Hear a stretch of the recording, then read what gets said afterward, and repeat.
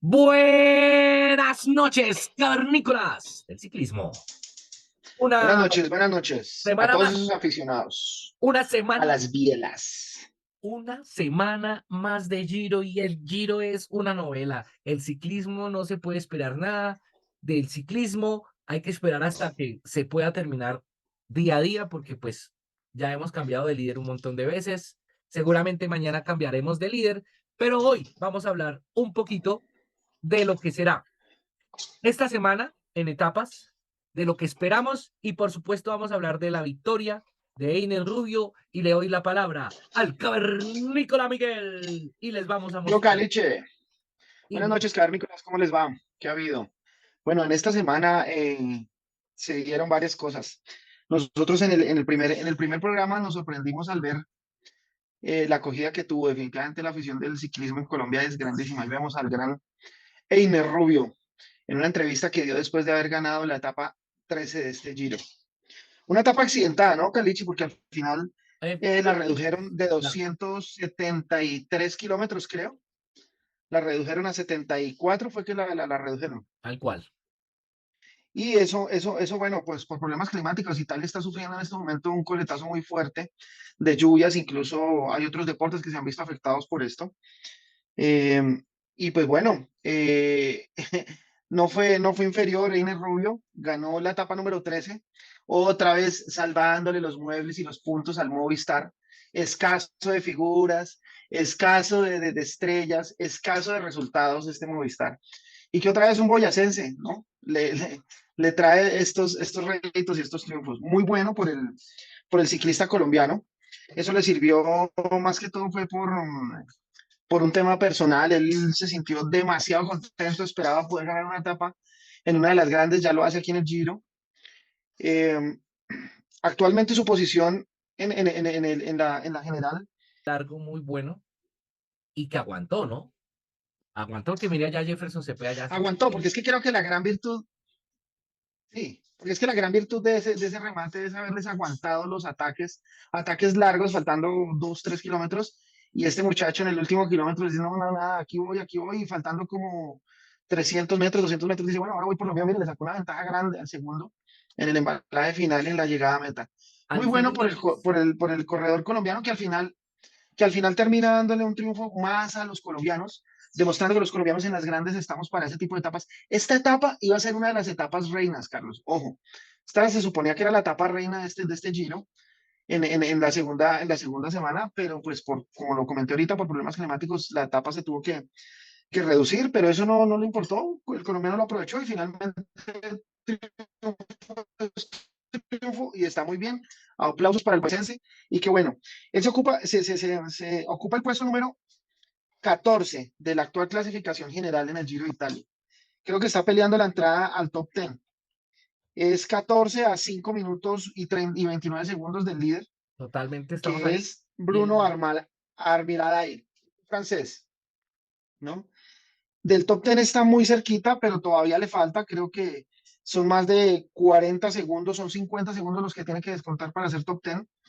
Va a sí, ser muy pero difícil porque de todas maneras, mm, usted sabe que las largas y queda esta última semana que, mira, a mí no me gusta esto. Hay una etapa, creo que es la número 17 o 16, solo le confirmo, creo que es la 17, en donde tienen un premio de primera categoría, o sea, suben montañas, suben, se revientan, se totean subiendo la montaña, y luego viene un descenso fuerte, con mucha velocidad para rematar en un llano. Eso es lo que no me gusta del Giro.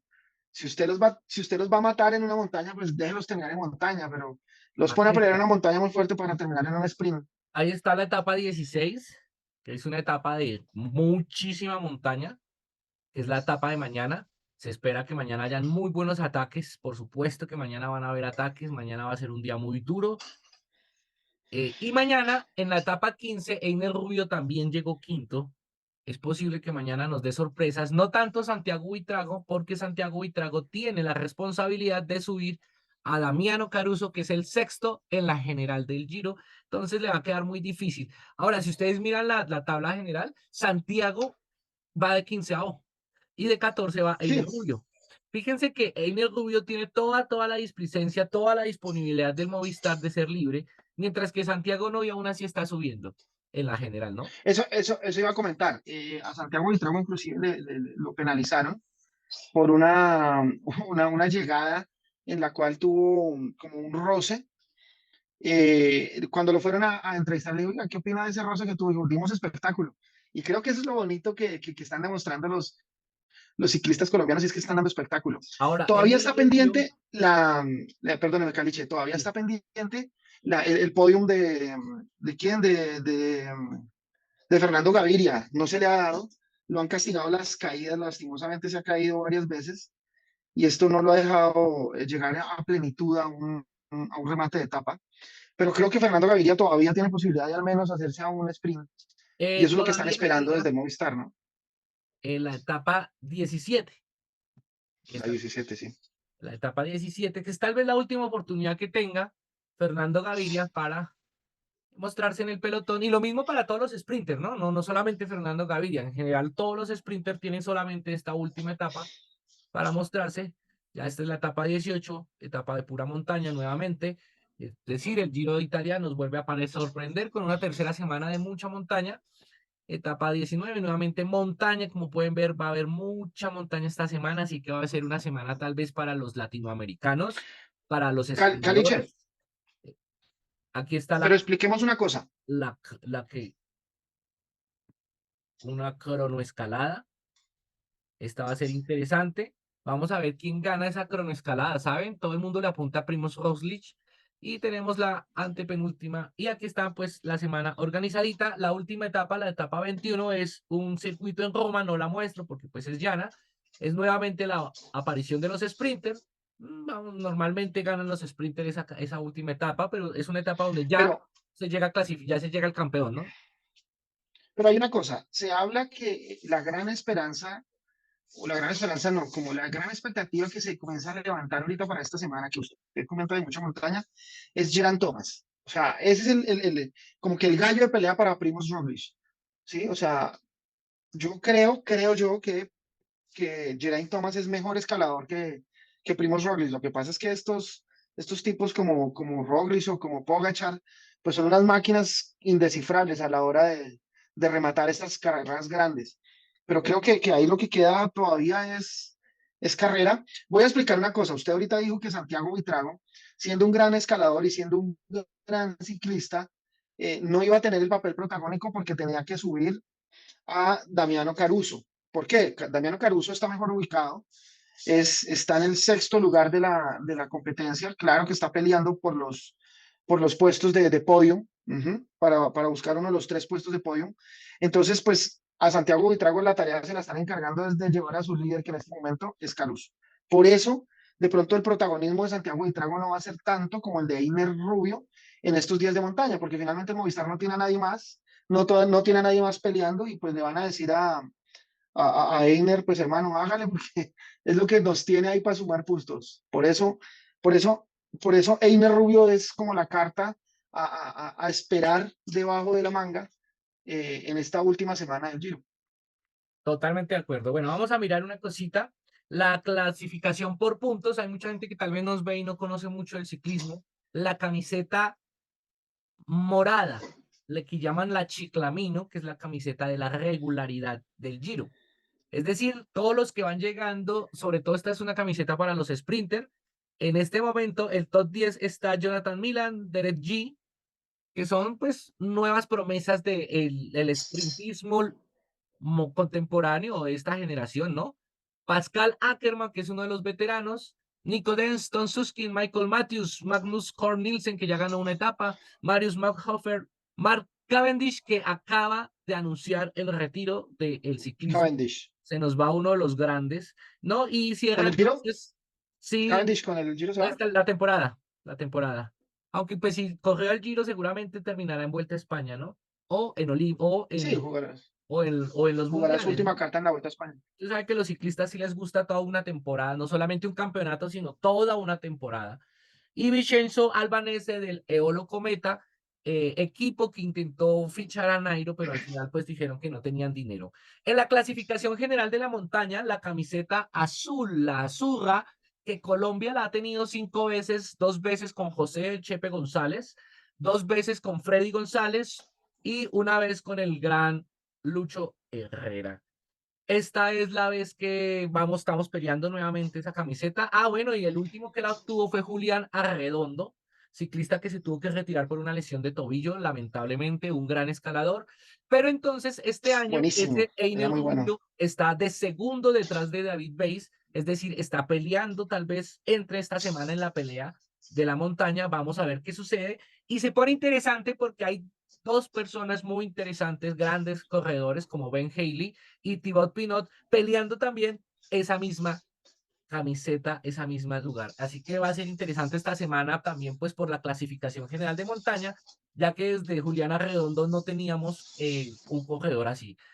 Clasificación general de jóvenes que ya se ha discutido mucho, incluso pues los que saben de ciclismo, es a los sub-25. Entonces, por ejemplo, Joao Almeida, que ya lleva mucho tiempo en el ciclismo, Ya es un corredor hecho. exacto, el Sí, es mismo muy Iner hecho. Rubio, Santiago Buitrago, están peleando por una camiseta que llevan ya muchos años corriendo en el ciclismo profesional. Entonces, la clasificación de género de jóvenes sí va a tocar que la cambien porque el ciclismo ha cambiado. ¿Qué pasa? Antes en el ciclismo, los ciclistas explotaban después de los 30 años. Ahora vemos que los que pelean las carreras son los Son los pelados de jóvenes. 25 y nada. Entonces, hay que Y los cambiar. explotan, ¿no? Claro, ha cambiado en todo sentido el deporte, de hecho, ¿no? El deporte ahora es más de jóvenes que de viejos y ya entonces la curva de deportista va a quedar mucho más corta, ¿no? Nos enfrentamos al último monstruo así que se iba a retirar tarde, que era un Valverde. De resto, vamos a empezar a ver ciclistas que a los 35 años van a liquidar y colgar las bicicletas. Y de pronto un poquito antes, ¿no? Porque están empezando a explotar más jóvenes. Ahora, Eh, hay otra cosa, ¿no? Y es que, digamos, la competencia los ha llevado a tener como un fuerte desgaste físico. Y entonces vemos hoy en día unos tipos que parecen indestronables, como ese Roglic o como el mismo Pogachar. uf, Y eso al final también comienza a generar muchísimas dudas, porque el ciclismo lastimosamente se ha manchado mucho de doping. Se habla de dos tipos de doping, ¿no? El físico y el mecánico. El físico, pues ya sabemos que se usan sustancias que mejoren la capacidad pulmonar y demás. La oxigenación en la sangre, que eso usted conoce un poquito más que yo de ese tema, Carlos, y el tipo de drogas que se usan para eso. Pero una que es muy común y que no sé por qué, supuestamente se le hacen muchos controles, y es la mecánica, ¿no? Y es que ese dopaje mecánico es motores, etcétera, etcétera, en las bicicletas, que permiten que los ciclistas tengan un mejor rendimiento, pero sobre todo tengan menos desgaste físico, porque el motor es el que les va a hacer todo el trabajo en carretera. De hecho, pues grandes ciclistas como el mismo Christopher Froome tuvo varias denuncias, nunca ninguna demostrada, ¿no? De dopaje mecánico. Y oye, quiero hablar de un ciclista que de pronto la gente se pregunta, bueno, ¿y dónde está? Y es el gran Egan Bernal, que viene compitiendo en Bélgica. Parece ser que ha tenido una gran respuesta física, pero lo que sí dicen los expertos es que todavía le falta mucho para llegar a competir de tú a tú en una de las grandes. Vamos totalmente. a ver si esta temporada le da para recuperar algo de ese nivel, pero lastimosamente es un ciclista que las lesiones lo llevaron a perder ese protagonismo del que esperábamos mucho, porque después del Tour de Francia dijimos, conseguimos el monstruo, el tipo, el ciclista completo, el que pelea las contrarreloj, el que se da golpes con el que sea en la montaña y el que puede definirle a usted una carrera en un sprint y terminar siendo campeón incluso con gran diferencia, pero lastimosamente las lecciones y los accidentes lo han venido afectando mucho. Sí, pues, esperar a ver qué sucede con ese ciclista. Se Eh, habla que puede llegar a la Vuelta a España, ¿no? Pero yo todavía creo no lo que, o confirmo. sea, él puede correr todo lo que quiera. La vaina es recuperar. Sin embargo, es joven y tiene la ventaja de estar en un gran equipo que tiene a su disposición tecnología médica que le puede recuperar su ciclismo, ¿no? Yo creo que sí. Mire, por ejemplo, ahí estamos viendo en pantalla a Geraint Thomas, un ciclista ya veterano, Ah, sí. y está peleando de tú a tú con Primoz Roglic, con Joao Almeida. El cuarto, Joao Almeida, es el primero en la general de los jóvenes, es decir, Geraint Thomas de 30 peleando contra un Joao Almeida de 25. Eso habla mucho y tienen ese equipo que le permite la tecnología médica, ¿saben? Y eso es importante, eso fue lo que le ayudó al Jumbo a tener un super equipo. Este año prohibieron las cetonas, a Evenepoel lo acusaron incluso este año de haber tomado cetonas, que es un producto químico que se toma, que produce el cuerpo. Cuando el cuerpo está cansado, miren lo interesante, el cuerpo está cansado y produce un poquito más de energía, ¿cierto? Que usted dice, Sí. uy, yo sé que puedo. Y esa energía adicional que saca el cuerpo la convierte en una hormona que el Jumbo Visma realmente es el equipo que iba en pro de esa tecnología. La aíslan y se la dan a uno, y entonces obviamente usted se toma eso y como Popeye, param, param, papam, papam, papam, papam, y entonces, ¿eso qué habla? Habla de que hay una tecnología médica deportiva muy alta a la que algunos deportistas no van a poder acceder y que irónicamente el niño sí la tiene. Pienso que por ese sentido, por ese lado, sí puede lograrse eh, una muy bonita recuperación de en 1 o 2 años volver a tener un Igan Bernal al 100%, ¿sabe? Yo lo creo. Esperémoslo, porque la verdad la renovación en Colombia todavía se demora un poquito. Aunque hay una cosa que a mí siempre me ha pues, llamado la atención del ciclista colombiano y es que cuando nadie cree en el ciclista colombiano, aparece. Porque los ciclistas colombianos nunca los han contratado de capos y terminan siendo capos en sus equipos porque su rendimiento es demasiado bueno. Fíjese que eso fue lo que pasó con Nairo Quintana. Nairo Quintana era un simple gregario, lo llevaron al Movistar por su capacidad anaeróbica y eso le facilitaba el trabajo a su líder en ese momento, si no estoy mal, que era contador Valverde. no, Alejandro Valverde, perdón, y termina siendo Nairo el gran capo y el de las portadas, porque Nairo Quintana es el que vuelve y le abre la posibilidad a los colombianos de ser protagonistas y generar eh, camada, ¿sí? Bueno, ¿qué pasó con Rigoberto? Lastimosamente Rigoberto después del COVID pues tiene que retirarse, muy a lo Rigoberto, muy a su forma de ser, pues sale él a decir que no, que lastimosamente otra vez la volvió a cagar, que no sé qué, que mijitos, que yo ya no estoy para esto, pues vamos a ver para cuánto me da. Yo creo que Rigoberto está quemando ya cartuchos, lo que pasa es que el hombre es un rockstar, pero hay otra cosa que hay que valorarle a Urán, y es que está llevando muchos jóvenes, y los está promocionando, y los exhibe, y el Education First le ha creído, y le ha dado la oportunidad a muchos de esos jóvenes que le ha recomendado. Eso hay que valorárselo y creo que ese va a ser el gran papel de Rigo en su retiro, que no sé si sea largo o sea pronto, pero creo que ese va a ser un gran promotor de ciclistas y de nuevas promesas. Y eso me parece bien. Y otro que tiene escuela es Nairo en Boyacá. Vamos a ver para qué le aguanta. Yo no sé si Nairo vuelve a participar en una grande, Carlos. ¿Con qué equipo lo ve usted participando? Nairo Quintana hizo lo que tenía que hacer como cualquier persona, y es defenderse, ¿sí? Pero se metió contra la institución más grande del ciclismo, que es la organización del Tour de Francia. El Tour de Francia dice, usted comete este error, tiene que aceptarlo y punto, porque si no se vuelve un sancocho esto, ¿sí? Pensemos no como hinchas de ciclismo, sino como organización. Se prohíbe el tramadol y aparece un ciclista que dice, yo no usé tramadol, están las pruebas y no se van a poner el Tour de Francia a pelear con un solo ciclista por eso, ¿cierto? Si de pronto Mm. aparecen todos, seguramente hay una huelga, pero apareció solo uno peleando eso y se dedicó a pelear fuertemente ante la UCI y todo, y al perder ese caso, ningún equipo quiere fichar a Nairo Quintana porque no quieren tener el peso y los ojos de la UCI y de la organización del Tour encima, ¿sí? Eso es como ganarse a la FIFA, como ganarse a la FIA y que todo lo poquito que usted haga se lo estén verificando. Ser ciclista profesional es muy difícil porque en vacaciones usted tiene que usar una vaina que se llama el pasaporte biológico, algo que se habló en plena pandemia que podía pasar a nivel mundial. Qué curioso, el ciclismo hace muchos años implementó el pasaporte biológico. Donde usted pasa vacaciones, si usted estuvo en la casa de su mamá, a usted le pueden llegar como si fuera la fiscalía a su casa a golpearle, a tomarle muestras de orina. Por eso es Esa muy es una de las medidas de la Operación Puerto, ¿no? claro. Entonces, a partir de la Operación Puerto, que tal vez después hablaremos como una historia de eso, porque cayeron muchos ciclistas y eso hizo que el ciclismo cambiara al punto que lo que le está pasando a Nairo es consecuencia de la Operación Puerto. No se le va a permitir a ningún ciclista por ningún motivo ensuciar con una gota el ciclismo. Y desgraciadamente, Nairo pasa a la historia como un campeón más que tiene problemas con la UCI. No es el primero, no va a ser el último. Sí, es algo que siempre ha pasado en el ciclismo desde hace mucho tiempo, es la lucha incansable por limpiar el ciclismo. Y pues se comete tal vez un error y el error tal vez no sea decir, bueno, sí, eso y agachar la cabeza. Como Nairo no lo hizo, la organización le cayó con todo y además, porque muchos dicen es que hay un veto contra de la UCI hacia Nairo. Y tampoco es así. Hay una vaina que se llama el sistema de clasificación de los equipos World Tour y Nairo Sí. Quintana, como estaba en el Arkea, en un equipo chiquito, defendió a los equipos chiquitos frente a los grandes, quitándoles Y los se echó en cupos, contra de los grandes. claro, quitándole los cupos a los grandes y cuando un equipo grande pierde su licencia World Tour, pierde plata, pierde patrocinios. Aquí estamos hablando es de otra cosa y es de negocio y como se le tiró el negocio a más de un equipo, pues no lo contrataron los grandes, no porque no lo necesitaran sino porque se puso del lado de los chiquitos y se la cobraron toda por ventanilla.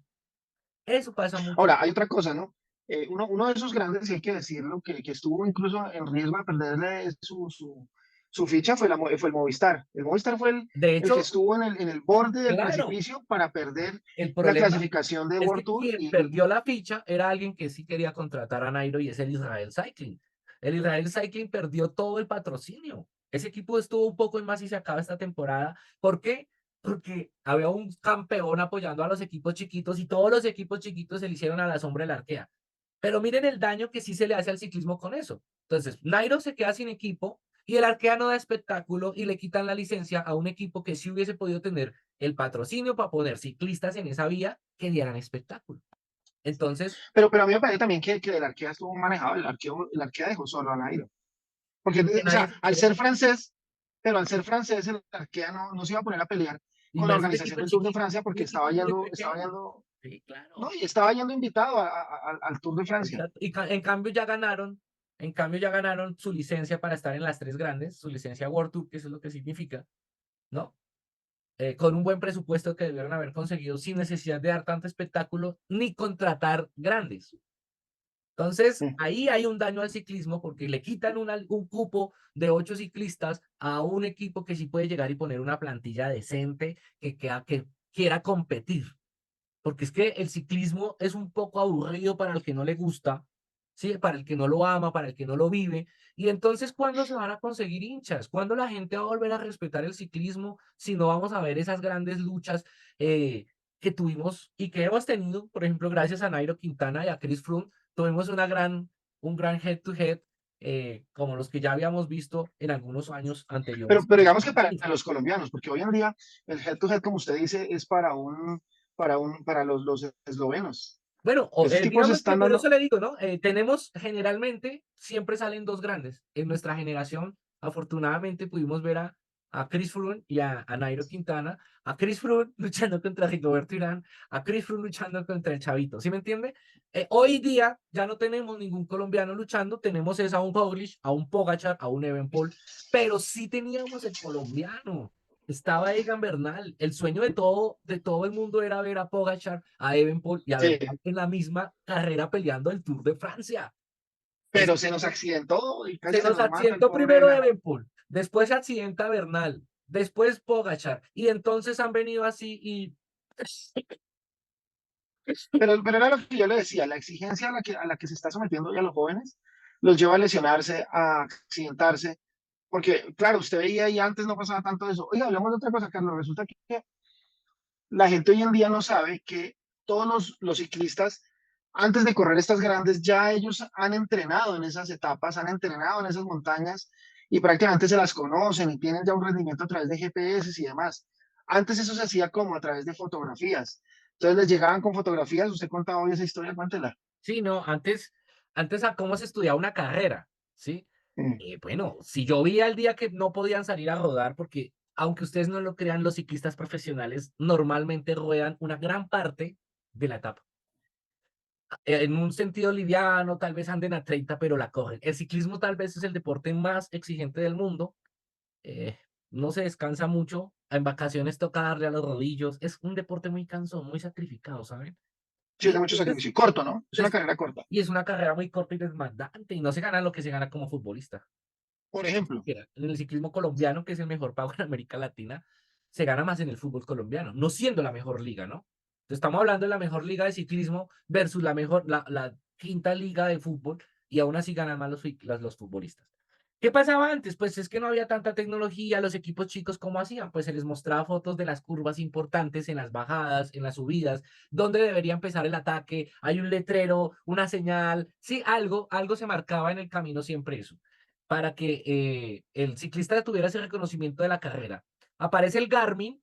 Garmin es un equipo de ciclismo, pero antes de eso, por supuesto, es un desarrollador de software para GPS y lo que hace es revolucionar completamente el ciclismo porque aparece el GPS para el ciclista bien posicionadito en el casco. Empezaron ellos, más liviano. Bueno, y pues ya lo que ustedes tienen en tecnología. Hablaremos después porque se nos acabó el tiempo. Esperamos el final de este Tour de Francia un día De antes Giro, de la última Giro, etapa Giro. del Giro, de este Giro de Italia, un día antes de la etapa. Candidato, Nos tendrán aquí el candidato al título, Primoz Roglic. Geraint Thomas. Chao, cavernícolas del ciclismo.